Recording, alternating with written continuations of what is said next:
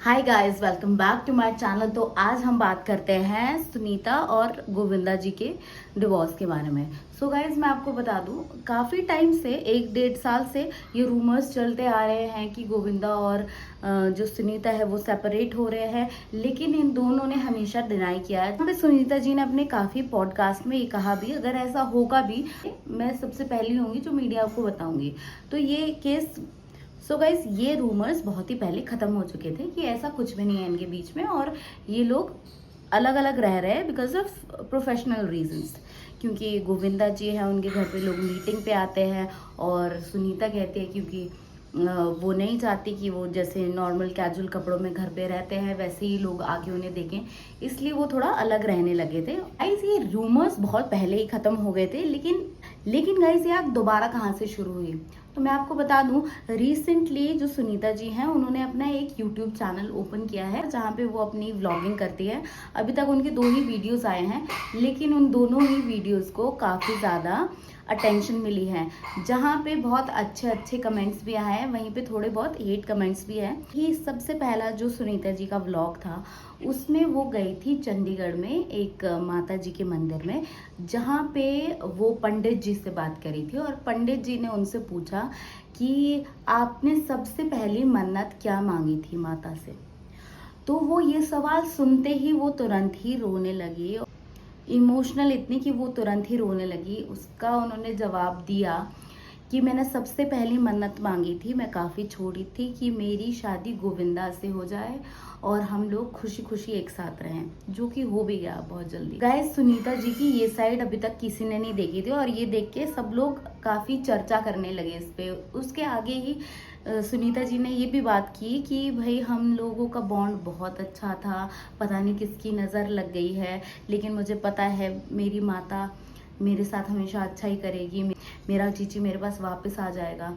So guys, ये सारी चीज़ें बहुत ज़्यादा हाईलाइट करने लगी, अब लोग इसके बारे में चर्चा करने लगे।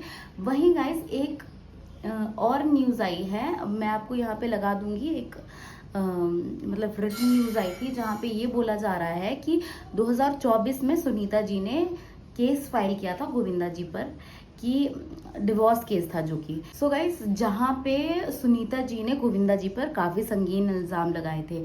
एक इल्ज़ाम ये था कि गोविंदा जी सुनीता जी की तरफ काफ़ी डिसरिस्पेक्टफुल है, और उनको सुनीता जी को गोविंदा ने चीट किया। अब यहाँ पे ये भी रूमर्स आ रहे हैं कि गोविंदा जी रिसेंटली किसी एक साउथ इंडियन एक्ट्रेस जो कि 35-40 ईयर्स की है, उसके साथ उनका चक्कर चल रहा है, और उन्हीं की वजह से गोविंदा ने सुनीता पे चीट किया। गाइज, ये सब चल रहा था, और इसकी काफ़ी सारी हियरिंग भी हुई जहाँ पे गोविंदा कभी भी प्रेजेंट नहीं होते थे, लेकिन सुनीता होती थी। फाइनली जो कोर्ट है उन्होंने बोला कि तुम लोग एक दूसरे से कॉम्प्रोमाइज़ करो, उनकी काउंसलिंग होनी थी। अब काउंसलिंग में भी सुनीता जी आ रही थी, लेकिन गोविंदा जी कोई भी काउंसलिंग में नहीं आ रहे थे। इसी के बीच सुनीता जी ने काफ़ी पॉडकास्ट, इंटरव्यूज़ ये सब भी दिए, जहाँ पे वो थोड़ी बहुत डिसरिस्पेक्टफुल भी रही सुनीता जी गोविंदा जी की तरफ, जहाँ पे उन्होंने मतलब किस तरीके से वो घमंडी हो गए हैं, किस तरीके से वो रिजिड हो गए हैं, उनको अभी भी हीरो वाले रोल चाहिए और उनको बढ़ना चाहिए अपनी लाइफ में, समथिंग लाइक दैट। जहाँ पे इनडायरेक्टली सुनीता जी ने ये भी बोला कि कभी ये मत बोलो कि तुम्हारा जो पति है वो बहुत लॉयल है, तुम्हारे अलावा कहीं पे भी नहीं जाएगा। तो अगर ये बोलोगे नज़र लग जाती है, और वो तुरंत ही मतलब आप समझ सकते हो, वो इनडायरेक्टली ही सही, लेकिन वो बता रही है कि उनके ऊपर चीट किया है गोविंदा ने।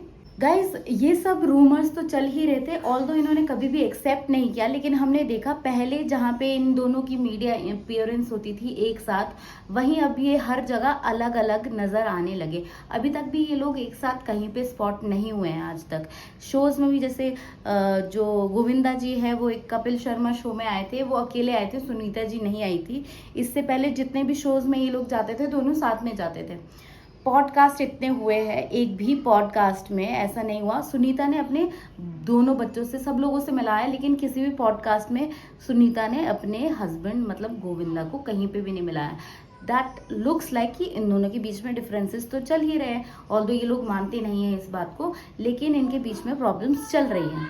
गाइज मैं आपको बता दूं, गोविंदा जी का बिहेवियर स्टार्टिंग से ही सुनीता के साथ अगर आप देखा जाए तो इतना अच्छा नहीं रहा है। फॉर एग्जाम्पल जब इनकी शादी भी हुई थी, इनको क्रश हुआ था, जैसे मतलब जब इनकी शादी भी हुई थी उसके टाइम पे भी आप सबको पता है इस बारे में कि मल्टीपल टाइम्स गोविंदा ने सुनीता पे चीट किया है। उनका रानी मुखर्जी के साथ भी थोड़ा बहुत फ्लिंग चला है। सो स्टार्टिंग में जब वो मूवी करते थे, गाइज जब इन्होंने मूवी स्टार्ट ही की थी और इनका गाइज सुनीता जी के साथ इनकी शादी जब इनका फिल्मी करियर स्टार्ट हुआ था ना गोविंदा जी का, उसके 1 साल के अंदर अंदर ही इनकी शादी हो गई थी। तो ऑल्दो इन्होंने कभी किसी को नहीं बताया। स्टार्टिंग में इनका नीलम एक एक्ट्रेस थी, काफ़ी ज़्यादा फेमस एक्ट्रेस थी, और गोविंदा नीलम की काफ़ी ज़्यादा मूवीज़ भी एक साथ हुई हैं। तो गोविंदा को प्यार हो गया था नीलम जी से, लेकिन उनकी शादी नीलम से नहीं हो पाई because of some differences, status differences, और उनकी गोविंदा जी की शादी हो गई सुनीता से। अब वो सुनीता को भी इन्फ्लुएंस करते थे कि भाई तू उसकी तरह ड्रेसअप हुआ कर, उसकी तरह अपने आप को प्रेजेंट किया कर।